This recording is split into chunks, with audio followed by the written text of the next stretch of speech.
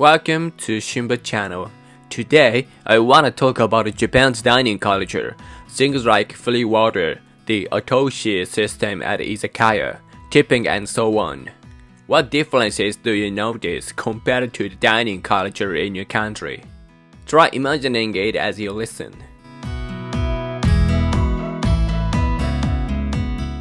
To start, I'd like to introduce some of the unique customs you might encounter when eating out in Japan. Let me know in the comments if these exist in your country or not.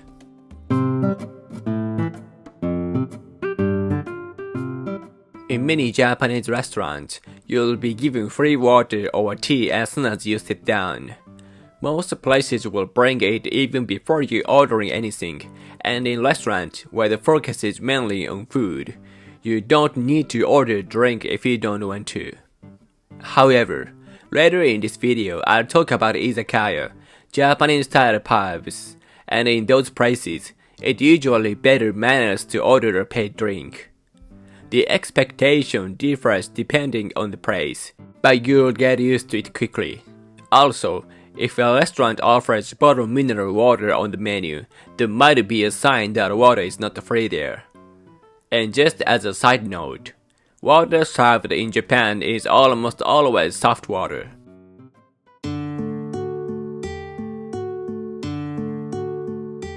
At a Izakaya, you'll usually receive a small appetizer called Otoshi as soon as you sit down. This is treated as a kind of sitting charge, and even though you didn't order it, it's completely normal in Japan. When I first went to an Izakaya as a student, I remember being surprised because the Otoshi came automatically and I had to pay extra for it. I was like, wait, what is this system?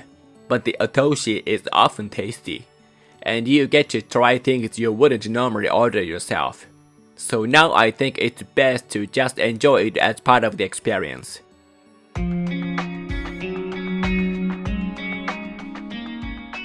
This is common in many Asian countries as well, but tipping culture basically doesn't exist in Japan. Some restaurants include a service charge in the bill, but in general, you just pay the amount written on the menu or on the receipt. Even if the service was great and you want to express your appreciation, giving a tip may actually confuse the staff. So the best way is simply to say thank you.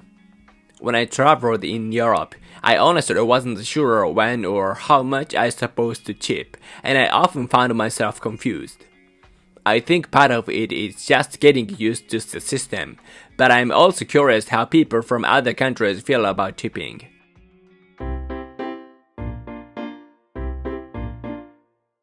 How you call the staff depends on the restaurant. You might press a call button, make eye contact, or just say "sumimasen," which means "excuse me." In louder places, people sometimes raise their voice a bit to get attention.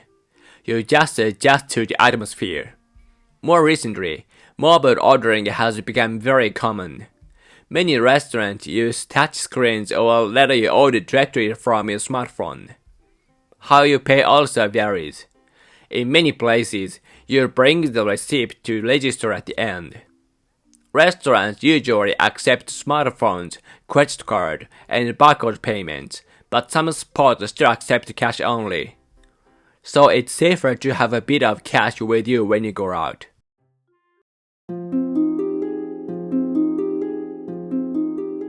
Before we move on, let me explain what family restaurants are. In Japan, family restaurants, often called famiresu, include chains like Pizzeria or Gast. They offer a wide range of food, salads, side dishes, Japanese-style set meals, Western dishes, steak, dessert, and more. As the name suggests, families use them a lot, but students also spend time there. And you can get food for around 1,000 yen. Many places also offer a drink bar, basically unlimited soft drinks, for about 300 yen. So it's really common to see students chatting with friends or studying there for a long time. They're affordable, open late, and you can stay as long as you need, which makes them really popular in big cities. Back when I was a student, I also used to go to family restaurant with friends, order the drink bar, and study for hours. Now let's look at the main types of places you'll encounter when eating out in Japan, along with a general sense of place.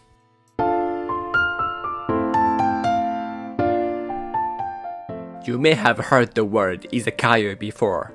It's a place where people order small dishes and drinks, and spend time cooking and relaxing. People usually go with friends, coworkers, or partners. And in general, families with young children don't visit Izakaya very often. People who don't drink alcohol don't usually go to Izakaya on their own, but if they do, it's considered polite to order a non-alcohol drink. Depending on the restaurant and how many drinks you have, it's common to spend around 5,000 to 10,000 yen per person.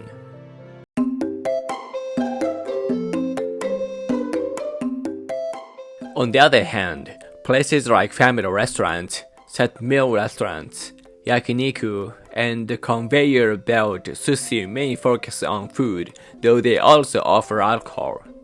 These spots are easy to visit with friends, coworkers, or family. Depending on what you eat, it's usually cheaper than going to an izakaya.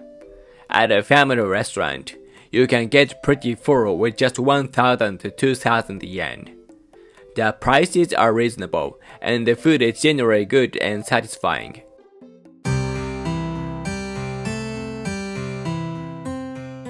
Fast food prices are also affordable and easy to enter around.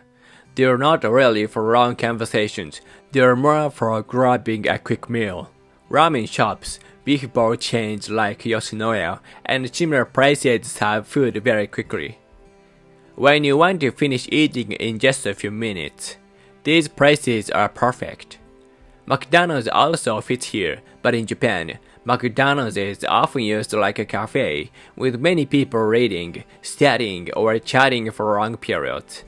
With around 1,000 yen, you can usually eat enough to feel satisfied. Even though the price is low, the food quality is consistently good.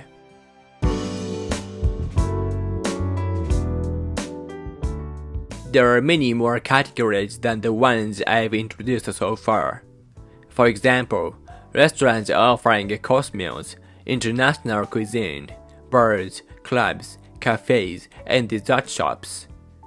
Japan has an incredibly variety of dining options. You'll never run out of places to try. Today, I introduce some of the typical features of Japanese dining culture: free water and tea, no tipping, the unique Otoshi system, and Japan's wide range of restaurant types. For many people from overseas, these differences might feel refreshing or surprising. Japanese dining culture is efficient, high quality, and designed so that people can enjoy eating out comfortably. What kind of customs do restaurants have in your country? If anything in today's video stood out to you, feel free to share your thoughts in the comments. Thank you so much for watching today's video. If you have any questions, or if you'd like to share your own experiences, please feel free to leave a comment below. I always enjoy reading your messages and hearing your perspective. Your feedback really helps me improve, not just with my videos, but with my English too. See you next time.